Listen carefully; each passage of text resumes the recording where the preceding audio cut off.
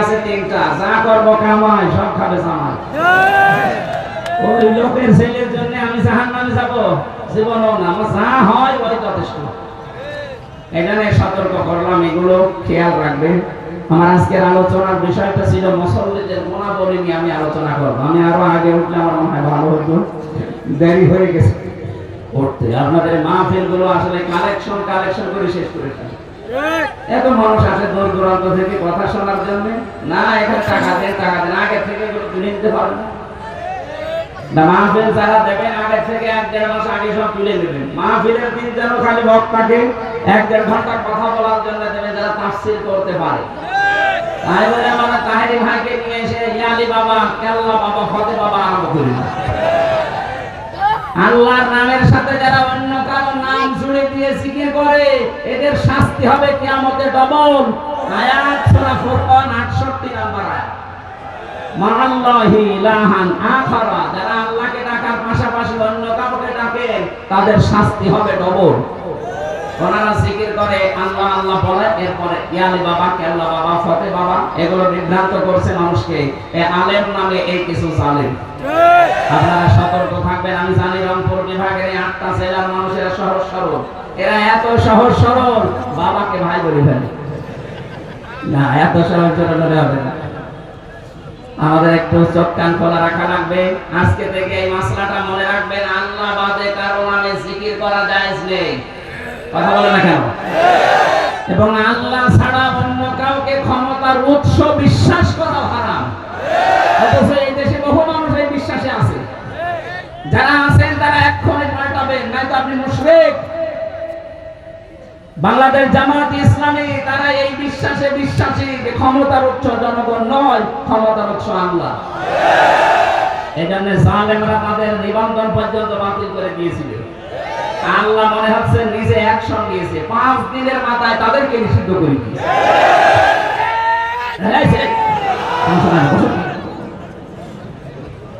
কথা বোঝা গেছে না যায়নি?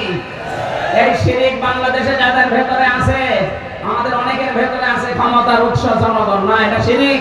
কারণ আল্লাহ যেটা পারে ওটা অন্য কেউ পারে, এই বিশ্বাস করার নাম শিরিক। আর শিরিক যারা করে তারা মুশরিক।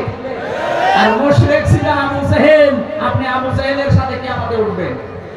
আপনি চান মুসলমান নাম নিয়ে মুশরিক হয়ে কিয়ামতে উঠতে? সুতরাং এরকম কোন দলে যদি থাকেন, ওই দলও আপনাকে পাল্টানো উচিত।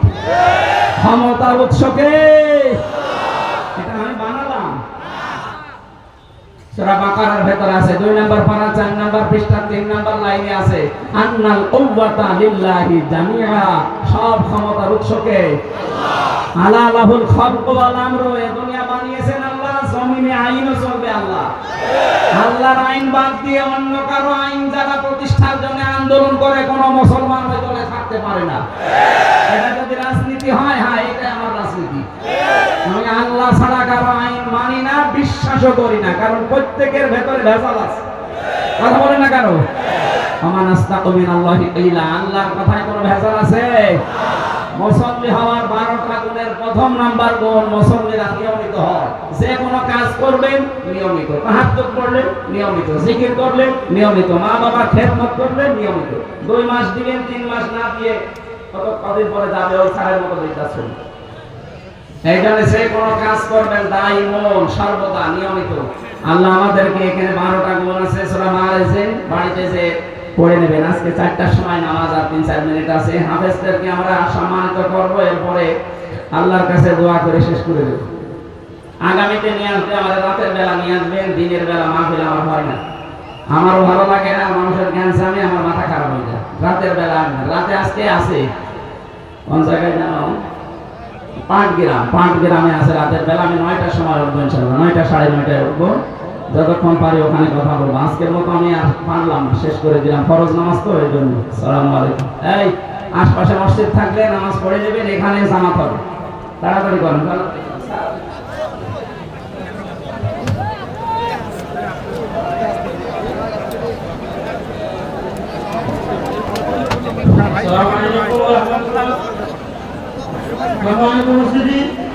এখানে আলো হবে, এখানে হবে, এরপরে পার্টি ভোটার পাওয়া হবে।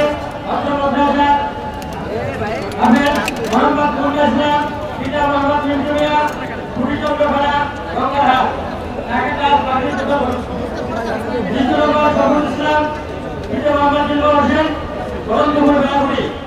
তৃতীয় নম্বর হেদাউল ইসলাম, তৃতীয় মোহাম্মদ মোস্তফা কামাল, কুড়িচন্দ্র খেলা।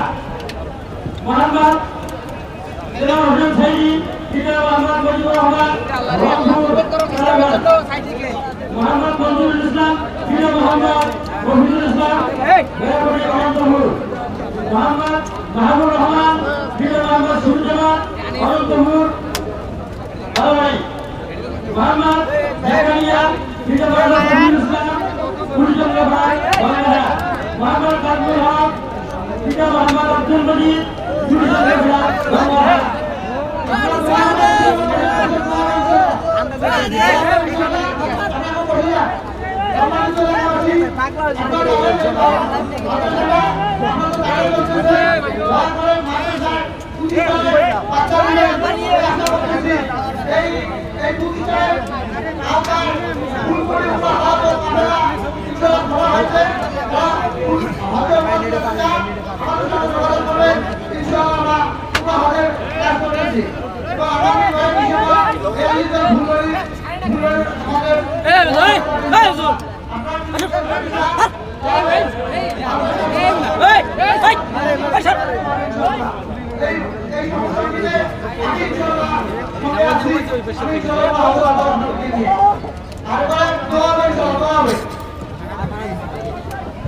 اللهم آمين.